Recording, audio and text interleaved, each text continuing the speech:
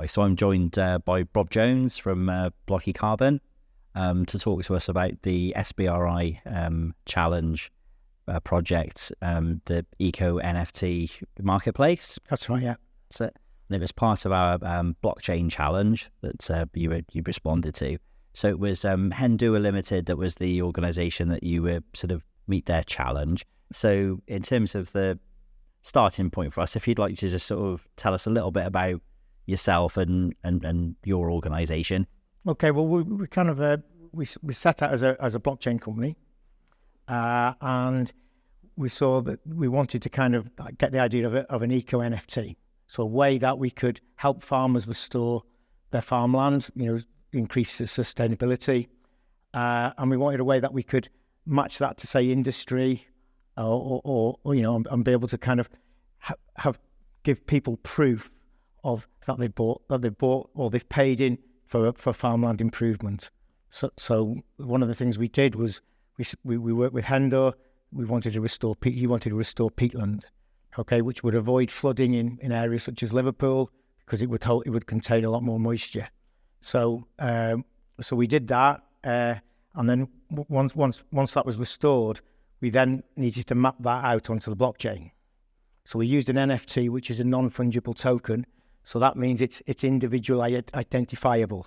So it's immediately identifiable, and it's linked to one thing, as opposed to a fungible token, which is unidentifiable. It can be any. They're all the same. Whereas a non-fungible token is different. Each one is different. Okay, so we then map that out.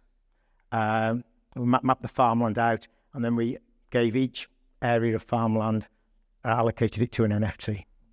So, in terms of working with Hendwr, how on board were they in terms of using blockchain technology as a solution? They were very good. He's worked with blockchain technology before. That's why we got in touch. So he's very comfortable with the idea. If Philip got it straight away, he got the idea of it. He fully supported us right the way through the process. So, and in terms of, obviously, it's the initial feasibility sort of funding that was given. So, what did that sort of allow you? What stage did that allow you to? Well, that allowed us to kind of develop the technology.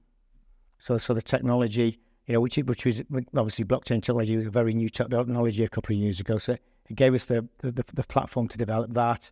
It also gave us the platform to develop a marketplace, so we could go then sell the eco NFTs for companies to improve their ESG. So that's what we did there. So, and in terms of sort of next steps, sort of progressing with that, is there more to do with Hendwr, or are you? Yeah, one of the projects we're currently working on is we're developing carbon offsetting. So carbon offsetting is so Hendwr have got plenty of carbon. Industries, once they've reduced, they'll get to a point where they can't reduce any further. So at that point, they will need to offset. So we're doing a similar thing, but this is with a fungible token. So each kilogram of carbon is tracked on the blockchain. So that's one of the areas that we've been working with. And then the other area is, rather than having somebody going out into the field taking soil samples to do either the NFT or the non-NFT, we're looking at working with satellite data. So therefore, we'll be able to scan virtually the whole of Wales and produce a carbon footprint of a positive carbon footprint for all the land in Wales. So therefore, we can approach farmers and say, you've got this much carbon. Because one of the things we think is, whether it's the NFT or whether it's the carbon, is Wales should have spade loads of carbon. Yeah. Because of the nature of the country. And there's industries which need carbon. So we're going to try and bridge the gap using the blockchain technology and NFTs to bridge that gap between the two. That's really good. And one of the things that, and I think probably one of the things that Welsh Government is guilty of, as well as some people in industry, is looking at agriculture and looking at blockchain and not seeing them as two things that could be put together. We're looking at a complete circle. So we're looking at benefiting the farmer. So, for example, we can say, we'll give you this money to improve your land, whether it's for NFTs or whether it's for carbon offsetting. We'll give you this money, and then we'll then put that onto the blockchain. That can be tracked, verified, so every transaction can be monitored through the blockchain. So we're getting around. There's no greenwashing. There's no double selling. All right, and everything on the blockchain is visible, publicly visible, so completely transparent. So every transaction that is made on the blockchain is completely traceable. So companies will then have the confidence to say, well, we know where that carbon's come from. We can then say that the farmers validated that carbon, and we've put it on the blockchain. So therefore, the money the industry will pay for that carbon will then improve the sustainability of farms, and hopefully that cycle will continue. And that's it. And I know we can sort of talk about how to sell the technology to somebody to potentially use it, but when you explain it like that, it's the impact and the benefits of using it rather than the technology itself that's the easy sell. Well, ultimately, what we'd like to see is, like I say, we've done some work with a satellite company, and the results have proved very, very positive. We'd like to build a carbon map of the whole of Wales, and Welsh governments can see that carbon map and see how it's been tracked.